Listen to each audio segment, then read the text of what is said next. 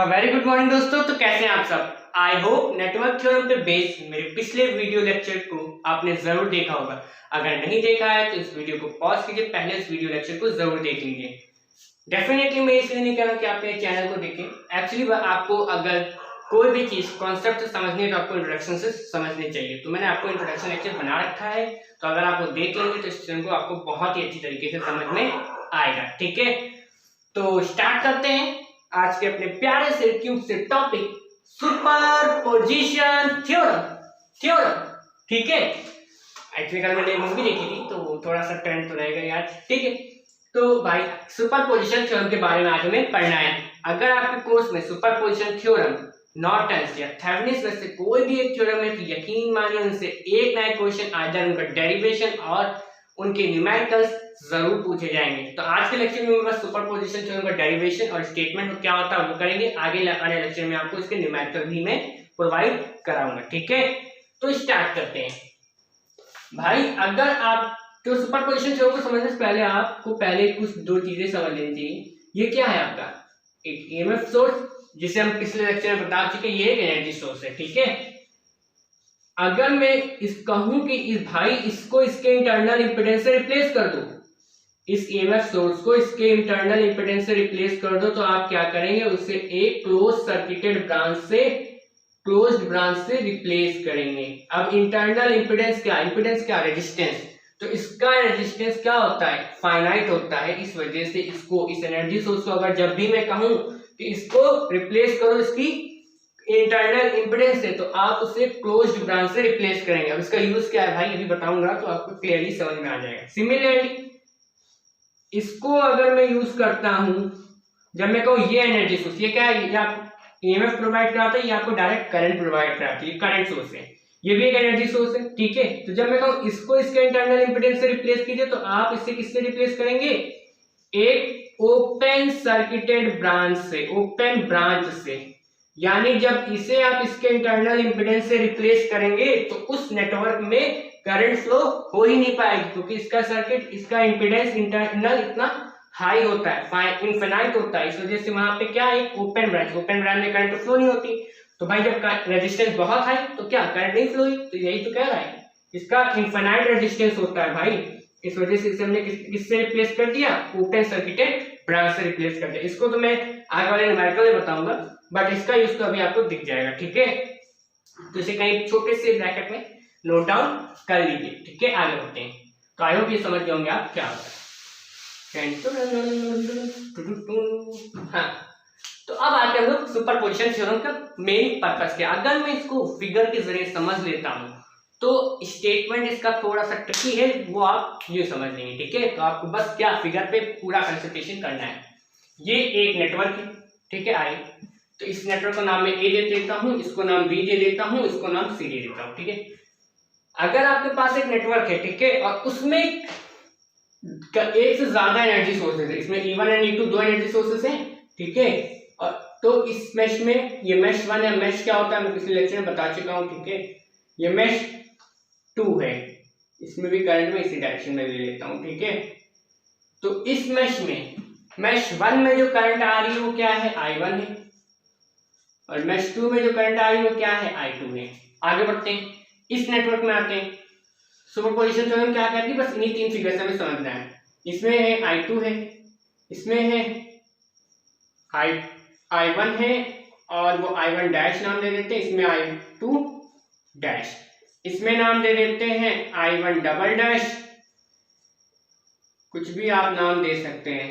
ठीक है, और इसमें नाम दे देते हैं I2 डबल डैश। बुक्स में एक्चुअली यही लिखा होता, तो मैं आपको यही बता रहा हूं। ठीक है, तो I1, इसमें करंट I1 फ्लो हो रही है, इसमें I2 फ्लो हो रही है, इसमें I1 डैश फ्लो हो रही है, इसमें I2 डैश फ्लो हो रही है, I1 डैश, और इसमें I1 डबल डैश, इसमें I2 डबल डैश।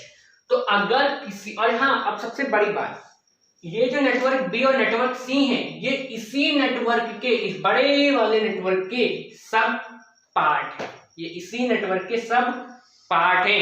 हुआ क्या, मैंने इस टाइम पहले फिगर बी में हमने इस ईएमएफ सोर्स को कैसे रिप्लेस कर दिया, उसके इंटरनल इम्पीडेंस से रिप्लेस कर दिया। मैं अभी बता चुका हूं कि इस ईएमएफ सोर्स का इंटरनल इम्पीडेंस क्या होता है, एक क्लोज सर्किटेड ब्रांच। तो इसलिए मैंने आपको पहले ही बता रखा है, ठीक है। सिमिलरली इसी फिगर में हमने इस बार क्या किया, इस बार इसको हटाया, इसको इसके इंटरनल इम्पीडेंस सोर्स से रिप्लेस कर दिया, इसको ऑन रहने दिया, ठीक है।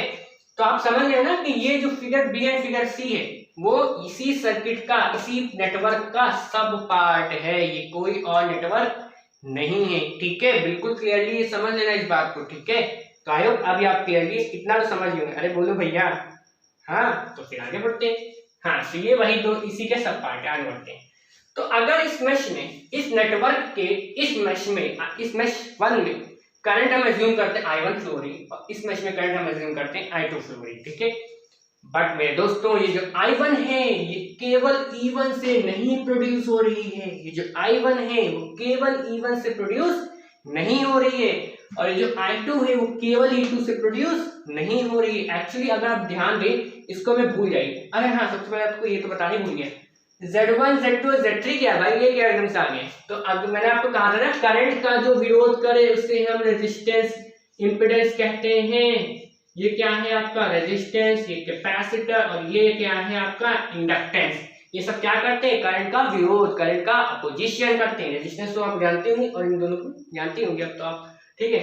तो ये जो Z1 Z2 Z3 अब थोड़ा हाई फाई हो गए भाई, बड़ी क्लास में आ गए हैं। तो हम क्या करेंगे, जो ये रेजिस्टेंस कैपेसिटर इंडक्टेंस है उसको Z1 Z2 Z3 से रिप्लेस कर देंगे। बस इतना ही किया हमने, रेजिस्टेंस कैपेसिटर इंडक्टेंस को। हम बार बार ये नहीं लिखेंगे, हमने क्या किया, हर जगह Z1 Z2 है Z3 लिख दिया, ठीक है। आइदर इस Z1 में क्या हो सकता है, या तो इन दोनों का कॉम्बिनेशन हो सकता है, या केवल रेजिस्टेंस हो सकता है, या इन तीनों का कॉम्बिनेशन हो सकता है, नहीं कुछ भी हो सकता है, बस वो करंट का अपोज करेगा। इसका काम क्या है Z1 का, करंट का अपोजिशन। तो वो इन तीनों में से कोई भी फॉर्म ले सकता है, ठीक है। तो Z1 क्या है, Z2 क्या है, Z3 क्या है, आप समझ गए, ठीक है। आगे बढ़ते हैं। ये एक्चुअली आपकी बुक्स में यही Z1 Z2 Z3 यूज होता है, इसलिए मैंने आपको ये बता दिया Z1 Z2 Z3 होते क्या है, ठीक है। इंपेडेंस ही होते हैं, ठीक है। तो अब आगे बढ़ते हैं भाई, अब वापस आते हैं थ्योरम की तरफ। तो हम अगर इस मेश में करंट I1 फ्लो हो रही है, इस मेश में करंट I2 फ्लो हो रही है, तो जो I1 है वो केवल E1 से प्रोड्यूस नहीं हुई है, जो I1 है वो केवल E1 से प्रोड्यूस नहीं हुई। आप सपोज कीजिए भाई, भूल जाइए एक बार इसको, Z3 को भूल जाइए, तो क्या बचा है सर्किट में, E1 Z1 Z2 E2, ठीक है। लेकिन ये तो पूरा क्लोज नेटवर्क हो गया, ये तो खुद ही पूरा बड़ा मेश हो गया, ठीक है। तो अगर बड़ा मेश हो गया तो I1 जो है वो किसके कॉम्बिनेशन से है, कुछ करंट इधर से आ रही होगी, कुछ करंट इधर से आ रही होगी, इन दोनों ने मिलके इधर कुछ बनाया और इन दोनों ने मिलके इधर कुछ बना दिया। तो I1 जो है it is not only produced by E1, no, ये किससे प्रोड्यूस है, combination of E1 and E2 से प्रोड्यूस है, ये कॉम्बिनेशन ऑफ E1 और E2 से प्रोड्यूस है। याद रखिएगा, I1 नाम तो दिया मैंने इसे क्योंकि ये मेश 1 में, तो ये E1 से नहीं प्रोड्यूस हुई है, इसलिए मैंने ये मत कंफ्यूज होइएगा कि इसका I1 है तो E1 से प्रोड्यूस हुई है, ये I2 है तो E2 से, ना, वो कॉम्बिनेशन से प्रोड्यूस हुई है, इसलिए मैंने, और क्योंकि मेश 1 में इसलिए I1 नाम देते हैं, मेश 2 में इसलिए I2, ठीक है। तो ये सब तो बेसिक बातें हैं, ये सब तो बेसिक बातें हैं। बात तो मैं करनी सुपरपोजिशन थ्योरम की, वो क्या कहती है, वो ये कहती है अगर किसी मेश में कोई करंट I1 फ्लो हो रही है, ठीक है, तो उसी मेश में, तो जो हमारी सुपरपोजिशन थ्योरम ये कहती है अगर किसी नेटवर्क में जिसमें एक से ज्यादा एनर्जी सोर्सेस हों, तो किसी सिंगल मेश में जो करंट फ्लो हो रही है वो इक्वल होगी सम ऑफ करंट्स के जो उसी मेश में फ्लो करेगी जब मैं सोर्सेस को इंडिविजुअली ट्रीट करता हूं, अब बस इसको आप यहां से समझेंगे, ये जो इक्वेशन लिखी यही है सुपरपोजिशन थ्योरम। अगर किसी नेटवर्क में, देखिए अब ये एनर्जी, एक से ज्यादा एनर्जी सोर्सेस है, ठीक है, तो सुपरपोजिशन थ्योरम ये कहती है अगर किसी नेटवर्क में एक से ज्यादा एनर्जी सोर्स है तो उसके एक सिंगल मेश में, हम इस मेश की बात कर लेते हैं, इस सिंगल मेश में जो करंट फ्लो हो रही है वो इक्वल होगी सम ऑफ करंट्स के जो उसी मेश में, यानी इसी मेश 1 में ही फ्लो करेंगी जब मैं सोर्सेस को इंडिविजुअली, यानी एक बार में केवल एक ही सोर्स को ट्रीट करता हूं, एक बार में केवल इस बार में केवल E1, इस बार में केवल E2।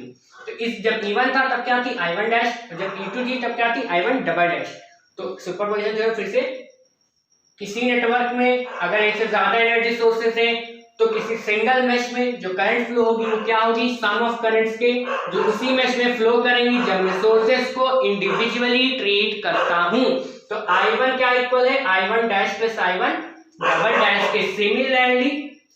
सिमिलरली जो I2 है वो क्या है, I2 dash plus I2 double dash के। ठीक है, I2 क्या है, I2 dash plus I2 double dash के। आई होप क्या होता है बिल्कुल आप क्लियरली समझ गए होंगे कि सुपरपोजिशन थ्योरम कहती क्या है। ठीक है, तो सिमिलर, हाँ, ये कभी ऐसा नहीं हो जाएगा कि I1 equal to I2 dash plus I2 double dash, no, वो कभी ऐसा नहीं हो। वो हमेशा उसी मैश की बात करेगा कि जब मैं सोर्सेस को इंडिविजुअली ट्रीट करता हूं तो उसी मैश में बात करता है। जो सेकंड मैश था तो इस सेकंड मैश के सम के बराबर होगा। ठीक है, तो अब सुपरपोजिशन थ्योरम कहती क्या है, बिल्कुल ही एक क्विकली रिवीजन। अगर किसी नेटवर्क में एक से ज्यादा एनर्जी सोर्स तो उस मैश में, उसके सिंगल मैश में जो करंट फ्लो हो रही है वो सम ऑफ करंट है जो उसी मैश में फ्लो करता है जब मैं सोर्सेस को इंडिविजुअली ट्रीट करता हूं। इसे आप नोट डाउन कर लीजिए, बहुत इंपॉर्टेंट है। इसी को मैं अभी इंग्लिश में डायरेक्ट पूरा स्टेटमेंट लिखूंगा। ठीक है, तो आई होप आप समझ होंगे सुपरपोजिशन थ्योरम कहती क्या है। हिंदी में भाई हम लोग थोड़ा इंग्लिश मीडियम में भाई, तो उसको स्टेटमेंट भी तो लिखना पड़ेगा कि नहीं लिखेंगे आप? अरे लिखेंगे सर जी, क्यों नहीं लिखेंगे, तो लिखिए भाई। इन a network containing linear impedance. अब लीनियर क्या होता है, लीनियर मतलब जो करंट फ्लो हो रही है वो इस वोल्टेज के बराबर है, मतलब इन दोनों के वोल्टेज के प्रोपोर्शनल है। इसको बढ़ाऊंगा तो करंट बढ़ जाएगी, इसको घटाऊंगा तो करंट घट जाएगी। ठीक है, तो लीनियर मतलब बस यही है। In a network containing linear impedance and energy sources. अब इम्पीडेंस क्या होता है बता चुका हूं, impedance and energy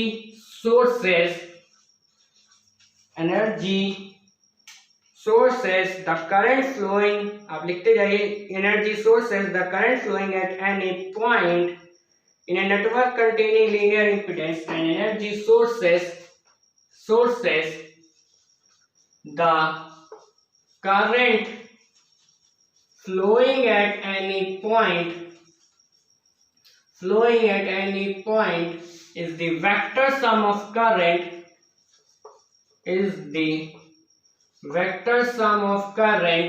that will flow, is the vector sum of current। Current की डायरेक्शन का इंपॉर्टेंस है इसलिए हमने वेक्टर सम लिया है ना, I1 और I2 मैंने एक ही डायरेक्शन में लिया ना। ठीक है, is the vector sum of current that will flow at that point when each source is treated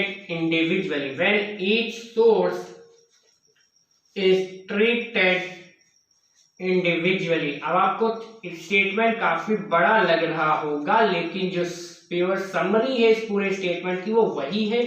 क्या है, किसी नेटवर्क में एक से ज्यादा एनर्जी सोर्सेज है, एनर्जी सोर्सेज लिखा ना, तो एक से ज्यादा एनर्जी सोर्सेज है, तो जो नेट करंट किसी पॉइंट में, इस पॉइंट में जो करंट फ्लो हो रही होगी वो सम ऑफ करंट होगी जो उसी मैश में फ्लो करेंगी जब हम सोर्सेस को इंडिविजुअली ट्रीट करते हैं। बस वही है पूरा, ये जो है पूरा वही समरी है। ठीक है, तो स्टेटमेंट की लंबाई को देख कर डरना नहीं है, इसे आप स्क्रीनशॉट ले लीजिए। आगे बढ़ते हैं। ठीक है, ले लिया, आगे बढ़ते हैं।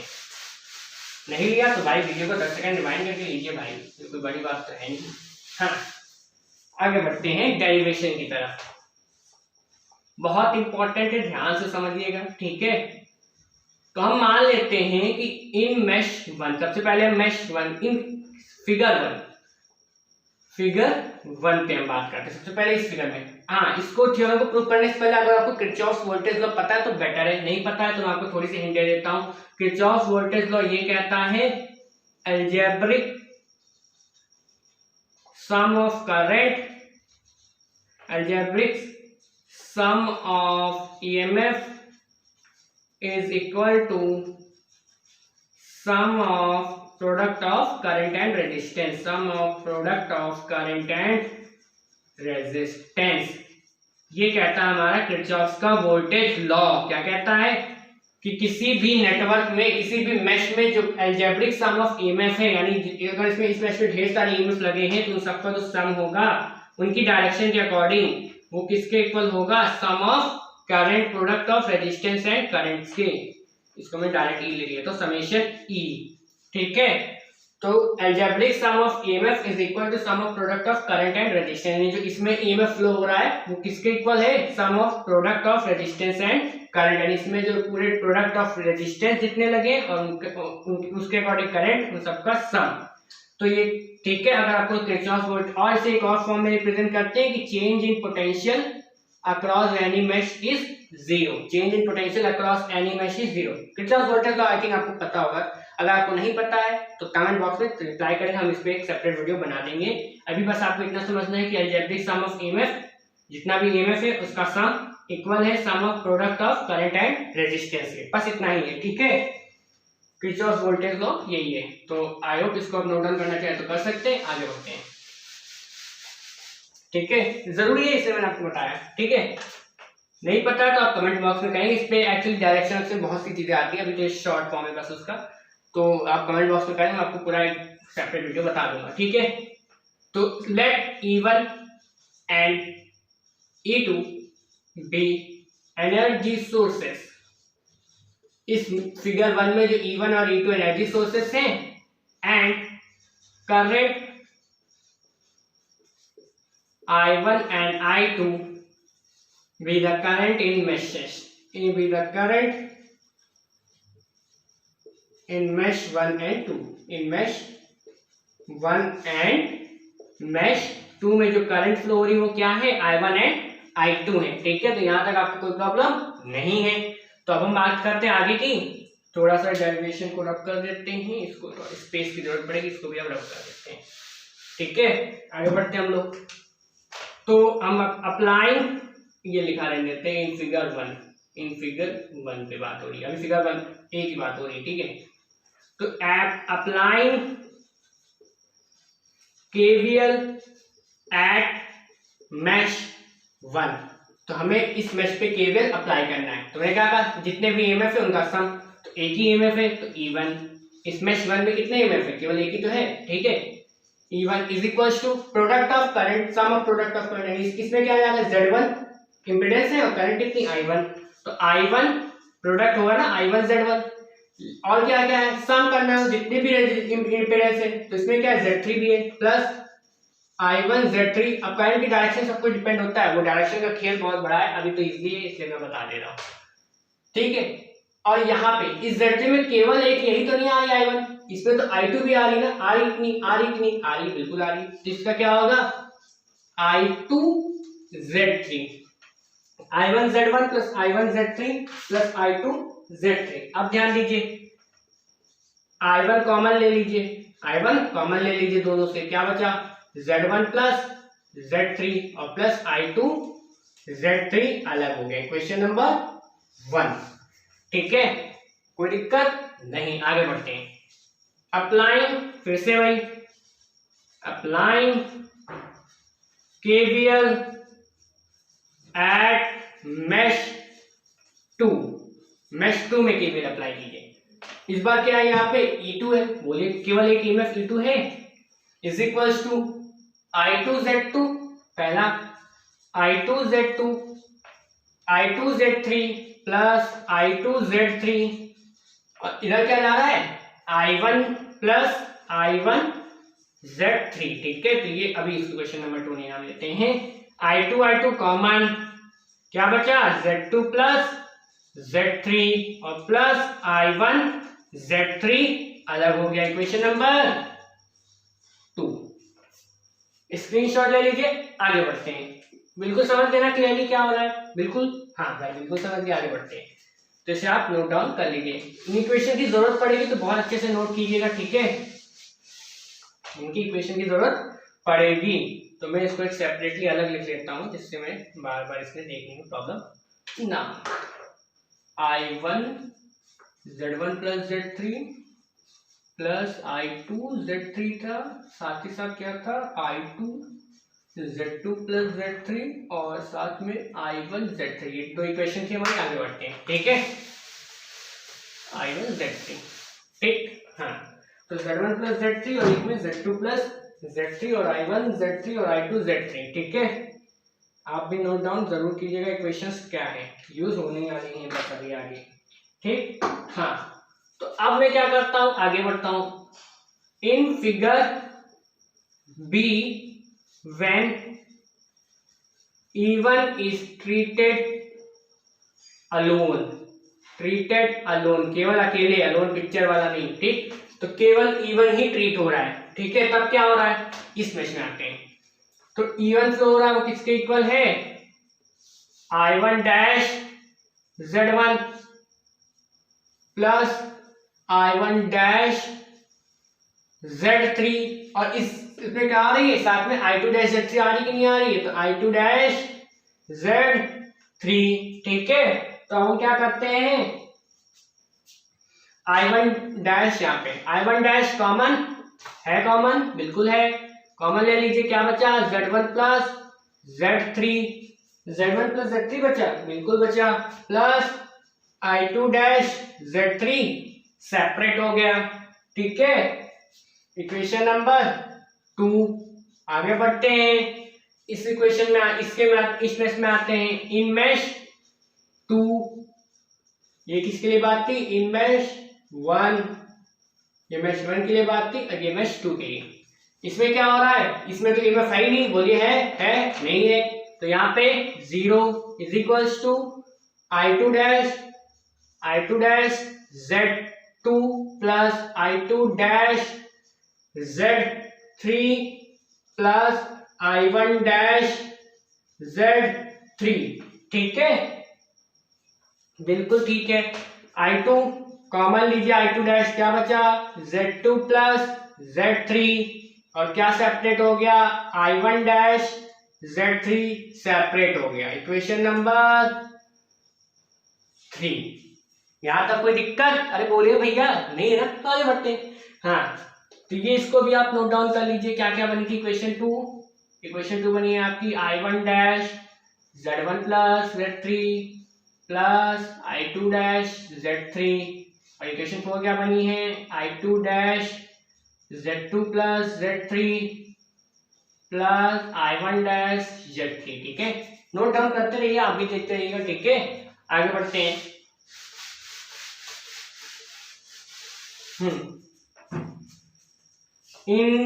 अभी सभी इक्वेशंस का यूज आएगा, इसलिए मैं बार बार कह रहा हूं, नोट डाउन ध्यान में साथ में करते जाइए, नहीं क्या तो रिवाइंड कीजिए वीडियो, नोट डाउन कीजिए, ठीक है। इन फिगर सी में when E2 is treated alone, केवल E2 ही ट्रीट हुआ इस बार, ठीक है, केवल E2। तो अब इन मैश 1 में, इसके लिए मैश 1 में आते हैं, ठीक है। फिगर सी के मैश 1 में खेल क्या हो रहा है, आप इक्वेशन लिख सकते हैं, आई होप बिल्कुल लिख सकते होंगे, क्यों नहीं लिख सकते सर, लेकिन भाई हम भी थोड़ा लिख लें, ठीक है। हाँ, तो यहाँ पे मैश 1 में 0 current, EMF I1 double dash Z1 plus I1 double dash Z3 plus I2 double dash Z3, ठीक है। तो अब क्या कॉमन लेंगे हम भाई, बिल्कुल बताइए जल्दी से। I1 डबल डैश कॉमन हुआ, Z1 प्लस Z3 आ गया, और plus I2 double dash Z3 separate हो गया, बोलिए हाँ, इक्वेशन नंबर 5, ठीक है। आगे बढ़ते हैं।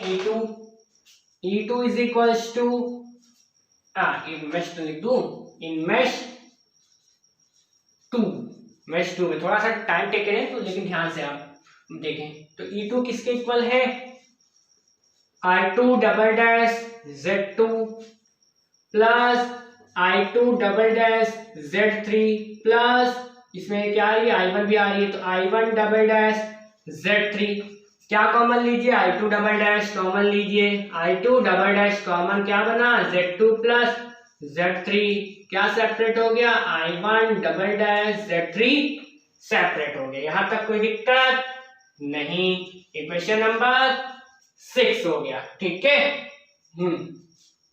तो अब आगे बढ़ते हैं। यहां तक कोई प्रॉब्लम भाई, यहां तक कोई प्रॉब्लम नहीं ना, बिल्कुल नहीं, आगे बढ़ते हैं। I2 double I1 double dash Z3, ठीक है। हाँ, तो इसे भी आप नोट डाउन कर लीजिए यहाँ पे separate. I1 double dash Z1 plus Z3 plus I2 double dash Z3, और क्या है I2 double dash Z2 plus Z3 plus I1 double dash Z3, ठीक है। तो ये आपकी 6 इक्वेशंस आ चुकी है, आपने तो कॉपी में अच्छे से नोट किया होगा, मैं इसे रब करता हूँ, ठीक है। तो अब इसे मैं रब करता हूँ, आगे बढ़ते हैं, बस पहुंचने वाले हैं। तो अब ध्यान दीजिए, ये इक्वेशन नंबर 1 थी आपकी, ये इक्वेशन नंबर 2 थी आपकी, ये पूरी इक्वेशन नंबर 3 थी, ये इक्वेशन नंबर 4 थी, ये इक्वेशन नंबर 5 थी, ये इक्वेशन नंबर 6 थी, ठीक है। ये 6 इक्वेशंस थी आपकी, बिल्कुल ध्यान से, बिल्कुल आपने तो अच्छे से नोट किया होगा, ठीक है। अच्छा ध्यान दीजिए, मैं इक्वेशन नंबर 1 और इक्वेशन नंबर किसको ऐड करता हूं मैं, इक्वेशन नंबर 1, अच्छा इक्वेशन नंबर 3 और इक्वेशन नंबर में 5 को ऐड करता हूं।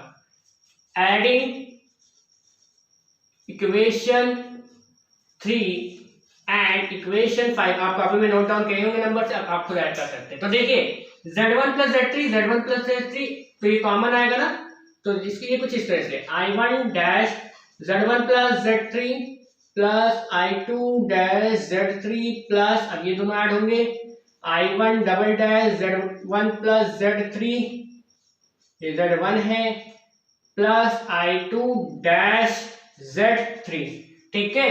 तो देखिए Z1 plus Z3, Z1 plus Z3 common, तो क्या बचा I1 dash Z1, I1 dash plus I1 double dash, क्या बचा Z1 प्लस Z3, ये बचा, ठीक है। और साथ ही साथ इधर देखिए I2 डैश कॉमन है कि नहीं है, इसको लिख सकता हूं मैं, I2 डैश कॉमन है कि नहीं है, अरे ये तो डबल डैश है, सॉरी, हाँ, तो Z3 कॉमन है, तो क्या बचा I2 dash plus I2 double dash और Z3, ठीक है। तो ये इक्वेशन नंबर आप 7 मान लीजिए, ठीक है। ये 3 और 5 को ऐड किया, सिमिलरली आप ऐड कीजिए, एडिंग 4 एंड 6 ऐड कीजिए। 4 क्या है I2 dash Z2 plus Z3, okay, और 6 क्या है, पहले इसको तो लिखूं पूरा, प्लस I1 डैश Z3 और plus I2 double dash Z2 plus Z3 plus I1 double dash Z3, ठीक है, I1 डबल डैश Z3, तो यहाँ पे I2 डैश I2 डबल, ठीक। ध्यान से देखिए Z2 प्लस Z3 कॉमन है कि नहीं, बिल्कुल है। और हाँ, इसको तो भूल ही गया मैं, जब आप 3 और 5 को ऐड कर रहे थे, 3 और 5 को, ठीक है, 3 और 5 को, तो इक्वेशन नंबर 3 में इक्वल में क्या था आपके, इवन था कि नहीं था, ध्यान से देखिए, आपकी कॉपी तो नोट होगा, इवन था। और यहाँ पे क्या था इक्वेशन नंबर 5 में, ये 0 था, ये किसके इक्वल था, 0, इवन था ही नहीं ना इक्वेशन नंबर 5 में, तो 0 था, तो इवन प्लस भी तो जुड़ेंगे, तो इवन प्लस 0 तो इवन ही हो गया, ठीक है, इवन प्लस 0 तो इवन हो गया, राइट हैंड साइड की मैं बात कर रहा हूँ। सिमिलरली इसमें क्या था, इसमें फोर्थ इक्वेशन में 0 के इक्वल था ये पूरा, और ये किसके इक्वल था, E2 के इक्वल था कि नहीं था, बोलिए हाँ। फोर्थ इक्वेशन में ये 0 के इक्वल था, और ये सिक्स इक्वेशन में E2 के इक्वल था कि नहीं था, बिल्कुल था। तो E2 और ये 0, E2 और फोर्थ का ये 0, E2 plus 0 is equal to E2, ठीक है, E2 के इक्वल चल रहा है, ठीक है, ये E1 के इक्वल, ये E2 के इक्वल। क्या कॉमन है, Z2 प्लस Z3 कॉमन है, किसके इक्वल अंदर बचा गया, I2 dash plus I2 double dash, plus इसमें क्या कॉमन है, Z3 कॉमन है, क्या बचा I1 dash plus I1 double dash, एक डैश एक डबल डैश सबका काम है, तो आप लोग क्लियरली थोड़ा नोटिफिकेशन कीजिएगा, ठीक है। तो E1 और E2, ठीक है, ये तो अब ये नेट बनी इक्वेशन, ठीक है। अच्छा ध्यान से देखिए इक्वेशन 7 को ध्यान से देखिए, E1 की, और कंपेयर कीजिए E1 से, ऑन कंपेयरिंग